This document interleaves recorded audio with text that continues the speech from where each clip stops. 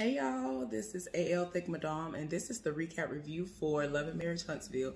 So the episode started out with everybody getting ready to leave and go home from Vegas, and the guys are apparently going to be eating some steaks that they don't want to go to waste or whatever, or try not to go to waste before they leave out.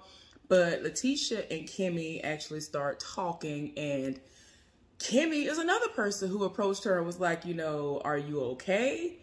As far as what happened at the chapel, because, you know, everybody pretty much was expecting at least for Marceau to go up there and be like, I love my wife and we've been together this long or whatever. Like, he didn't even go up there and profess his love for her. And anybody who had eyes could tell that she was hurt, even though she was trying to put up this front. Like, she wasn't bothered. And yeah, we already discussed that. There wasn't no issue. Like, girl, it really was an issue. It really was an issue. For you to have taken a drastic step, like basically tricking your husband into going to therapy, going to counseling, all of this, it's giving exactly what everybody else figured was happening.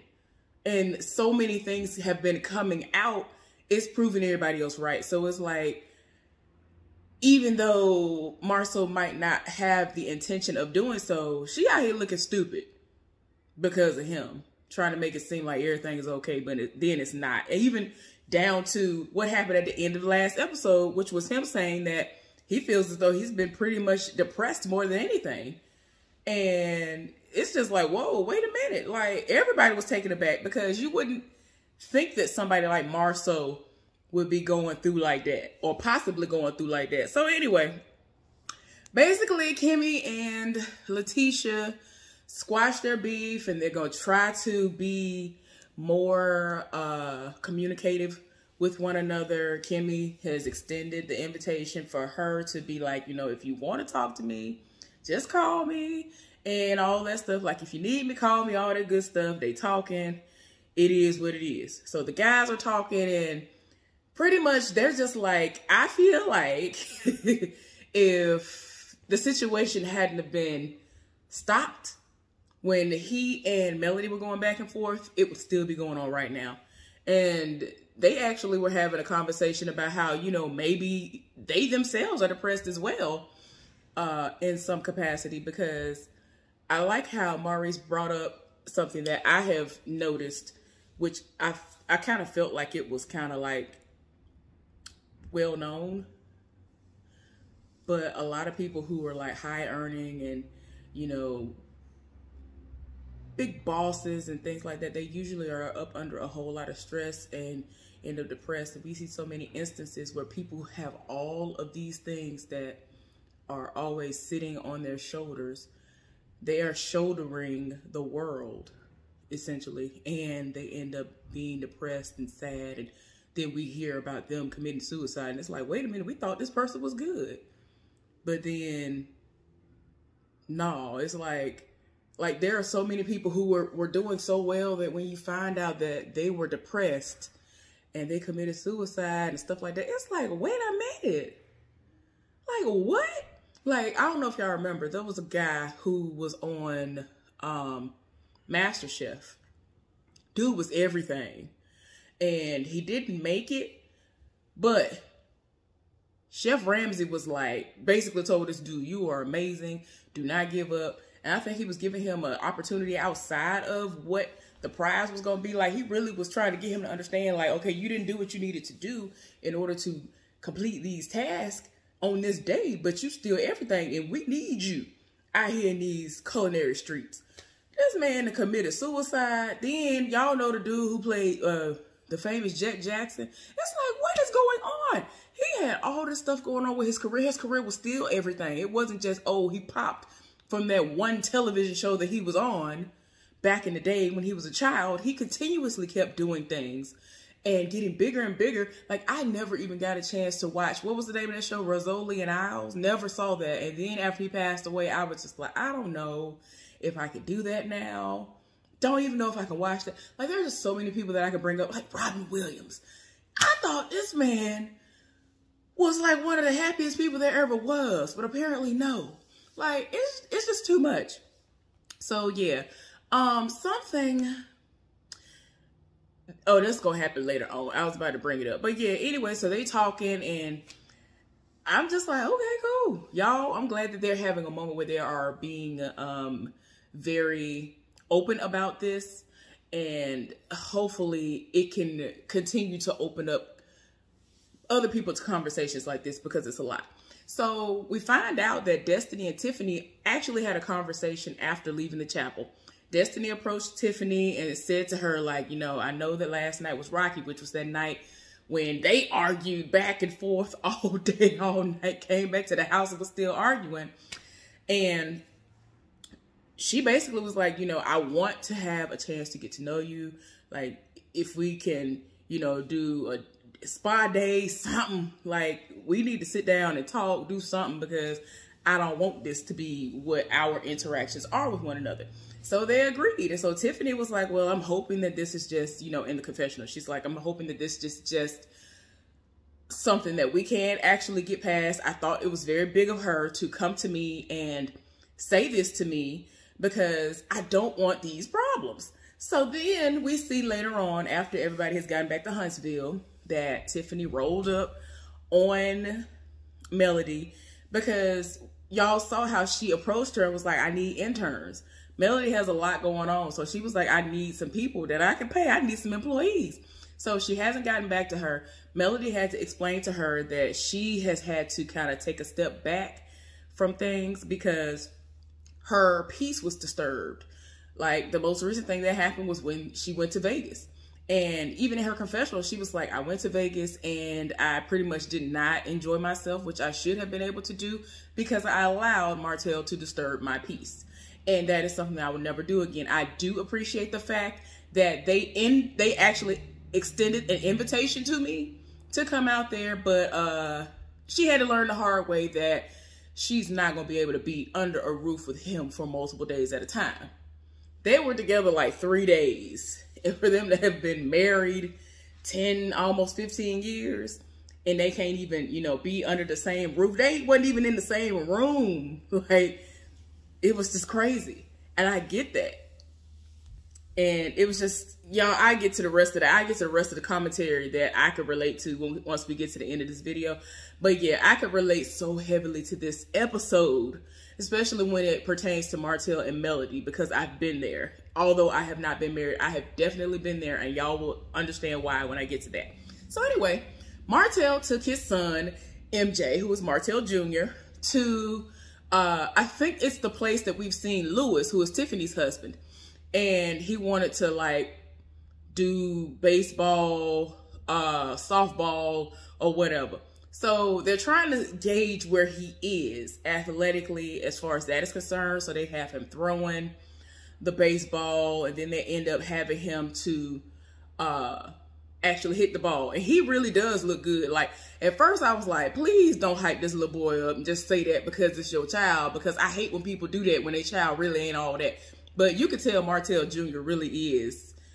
He really is something or whatever. Like, I ain't trying to, you know, be funny while saying that at all. He really is. Like, I really feel like he can be really out there like that. Possibly in more than just baseball. He seems like he really has a lot of good energy, and I'm glad that he can channel that into a sport or two. So anyway, he was like, oh, well, he looks like he has all that under control. He had other people working under him. He was like, let's go lift over here. So they talking, and he was just like, look, what's going on? And he was just like, I just feel some type of way because Melody be out here, and she literally has the kids under the thumb of a nanny or somebody else watching them 70% of the time. And I'm going to go and ask her for full custody. And even Lewis was like, I don't think that's going to go over too well. Even though I don't know y'all like that, I don't think that's going to go over too well, because at the end of the day, she is the mother. And I'm sorry, just off the strength of what happened over the weekend when y'all was in Vegas, like, anybody could gauge that that's going to go south very quickly. So I don't know why he thinks that this is going to be a good idea. But I'll get into my commentary again after we get to that part, after that happens. But yeah, he's trying to encourage him to make sure that he has a cool head going into this situation, since he is pretty much dead set on going to her with this information and saying to her, look, I want to be the one who gonna have the kids, since you ain't gonna have them like that. Well, at least that's the way he feels. So anyway, we see Letitia, Marceau, Kimmy, and Maurice go out to dinner. Kimmy was like, you know, I promised that I was going to be able to reach out more, and, you know, I was going to be more receptive and all this other stuff. We were letting some bygones be bygones. So I invited them out to dinner. So they talking, and the first thing that Kimmy said was that Letitia was looking a whole lot like Wanda, because when she first said it, I said, what did she say? I really couldn't hear her. I was like, am I crazy? So then the conversation went on. Marceau looking crazy in the face. I said, Lord, what happened? They in the confessional, and he was like, God forbid I ever wake up and look over and that's what I see. Like, nah. And so she was like, she even was saying, she knows she look like her mama. She said the older she get, the more she look like her mama. And we've seen the other siblings, like, they look like her. It just is what it is. Wanda ain't no ugly person. So I understand that Marceau ain't here for her, because her mama do the most. I get that. But her mama ain't ugly. Miss Wanda, you do the most. You do the absolute most. But you're not an ugly person. So I don't know why Marceau is trying to play, basically, essentially play her like that. It's like, child, if you don't get somewhere, sit down. So anyway, eventually, you know, since the conversation is flowing, Kimmy brought up the fact that Marceau said what he said in Vegas about being depressed and all this other stuff. So he was like, yeah, I mean, it is what it is, but I don't think it's something that I need to explore like that. It's just something that, you know, maybe I just need to have a moment to do what I need to do and heal myself. And so everybody is like, no. And like, Kimmy is just like me. And that's why, like, for those of y'all who have seen certain videos that I put up, and I speak from the perspective of when I was a social worker. I am going to get back into that just in case y'all don't know. It is what it is. I just got to wait this whole pandemic situation out, because no, I was very hands-on. I ain't got time for it right now. It's too much going on. But even now, you always, if you really were a real social worker, or you really were in that world and you really do care about people, you were going to put that hat on without even trying to put it on, or being like, dang, let me go in here. Let me go in my bag real quick. Like, no, if you care about people, you're going to be like, look, okay. So she was like, as a clinician, I'm not going to just overlook the fact that you just said this. Like, that is a major issue. Like, people care. Like, what is really going on? His brother even was like, you know what? Okay, I get what you're saying, but we both grew up poor, because he tried to throw that we was poor. And, you know, I've had 3 jobs since I was like 13, 14, or 15 years old. And Letitia was even like, that's the problem. Like, you need to know when to turn it off. And it's like, I get it. And I hate to say this, but it's true. In that moment when he said what he said about working, that is exactly how my father is. My daddy is retired and he still works a job, and he always got to be busy. His hands always got to be moving. He always got to be doing something. He's always doing something. And if he's not, he got to be sick. Or like right now, he is still, you know, doing what he doing. Like, he has like had to, you know, because of what's going on with my mama. I haven't gone into details about that at all, y'all. I still can't right now.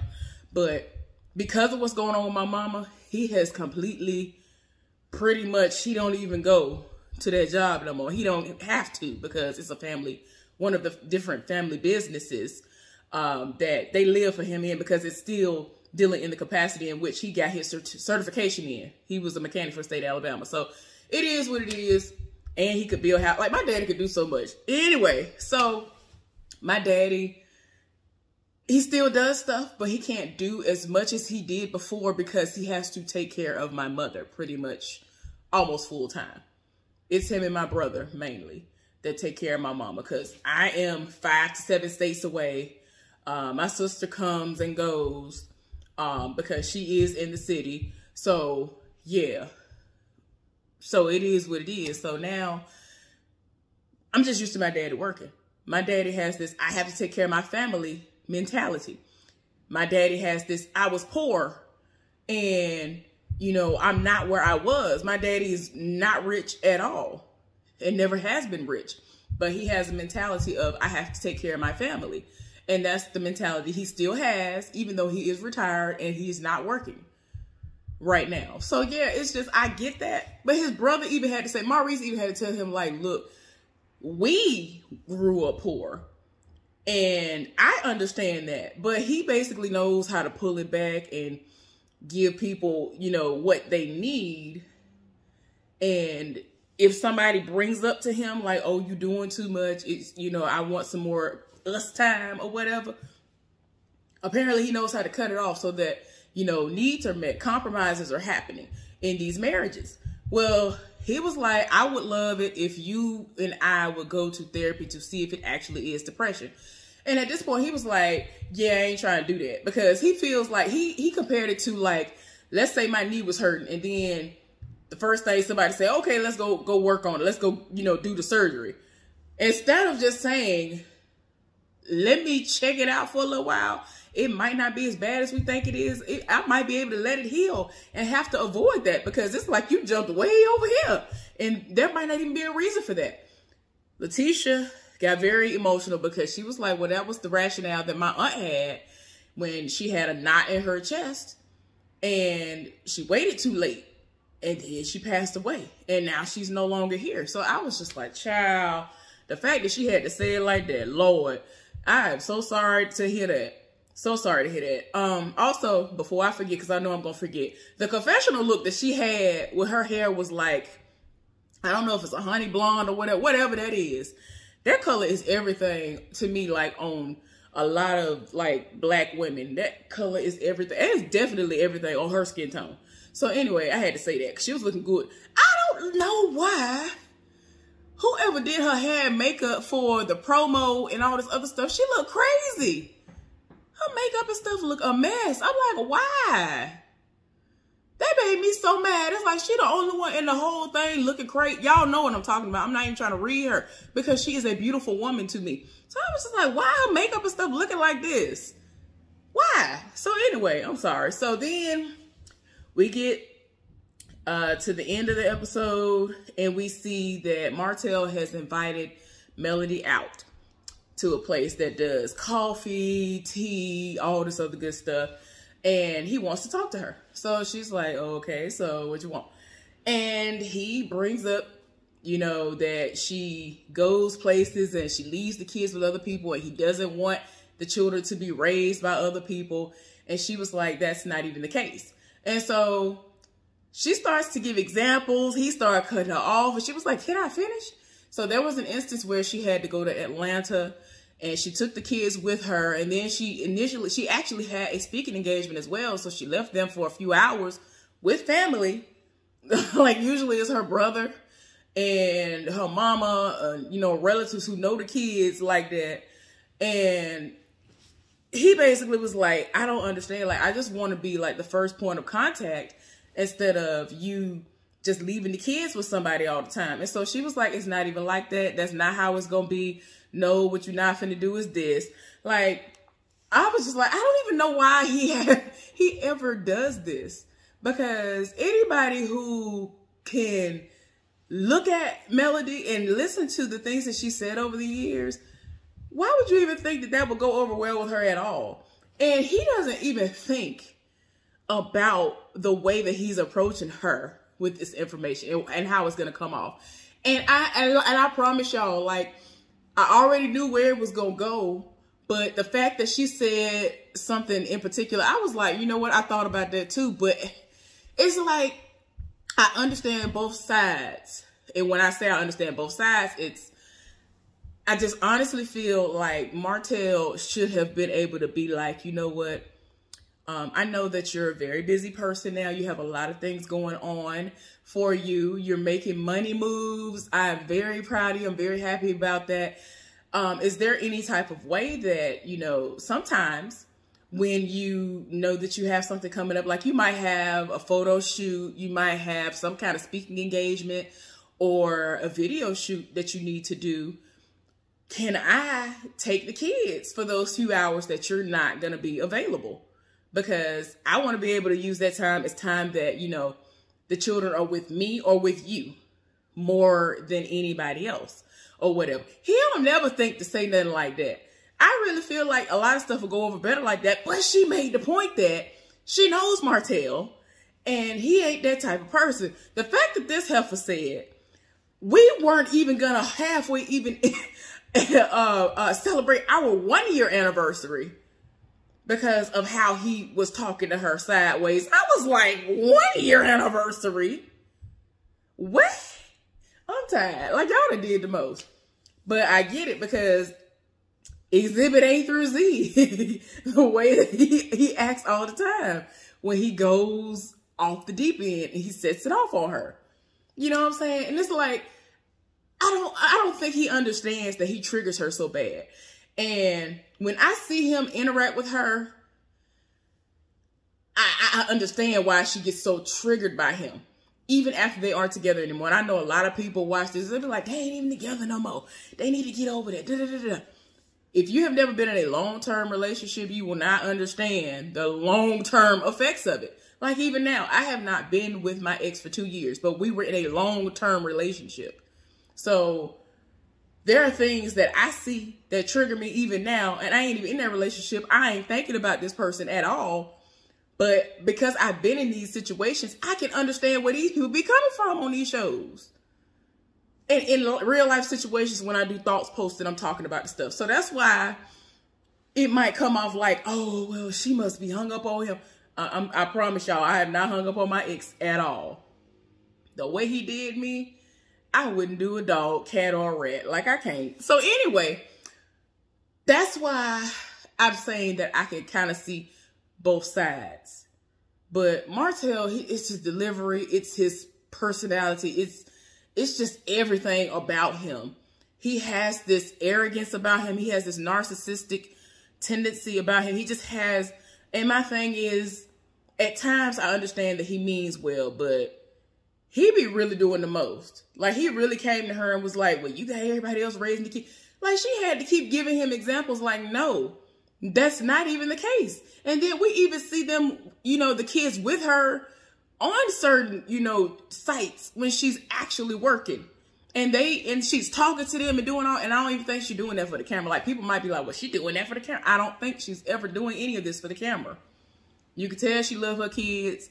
I'm glad that he at least acknowledges that she is a great mother, but don't sit up here telling her, I think I need to petition to get full custody of the kids. Sir, you do realize that while you were down during the pandemic, not making pretty much any money, according to you, she was still working.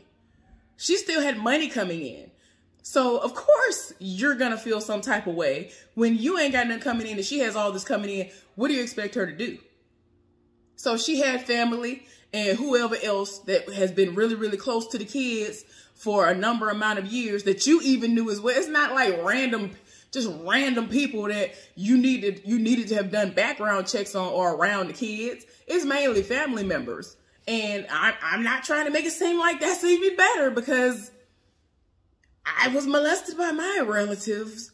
I've had relatives who've molested and raped me. So, I mean, I get that. That's not what I'm saying. I'm just saying people who she trusts and that you have actually said out of your mouth that you trust too are the ones who have been around your kids for a couple of hours when she off doing something that's relating to business, bringing money into the household. And then he had the audacity to be like, well, I pay for their hair to get done.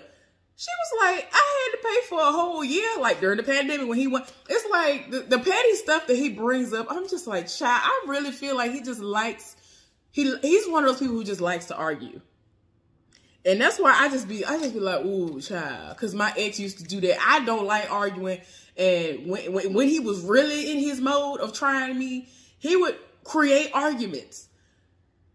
You just got off work. Before you got off work, I said, oh, let me go to the grocery store and buy these ingredients and make some from scratch for you. Meanwhile, you over here out here fighting and bopping. Then you finally come in the house and then you look at me like, who told you to make that? And it's like, what? I made dinner for you from scratch. And then I'm asked, well, who told you to make that? There ain't no, oh, thank you, man. You ain't tell me you was going to eat. You done went out here thotting and bopping and paid for dinner for yourself and these random heifers you had no business having no association with. And then I'm at the house slaving over a hot stove and I'm exhausted from work and I done did the most and then some, but I'm looked at as the bad guy. And my food is discarded. And it's like, y'all, and that was me catering to a part of what his love language was. And it just blows my mind how people would try you and try to make it seem like you was trash, but they was the one that was trash. Like, anyway, y'all, I digress. So anyway, that was the episode. Next episode look like it's going to be on something. I ain't even going to get into it. It's going to be enough to discuss as it is. Anyway, thank y'all so much for tuning into the recap of Love and Marriage Huntsville. Like this video, subscribe to my channel if you have not done so, and let's get down in the comment section and discuss this foolishness. Anyway, y'all have a wonderful weekend. I will see y'all later on for something else. Be safe.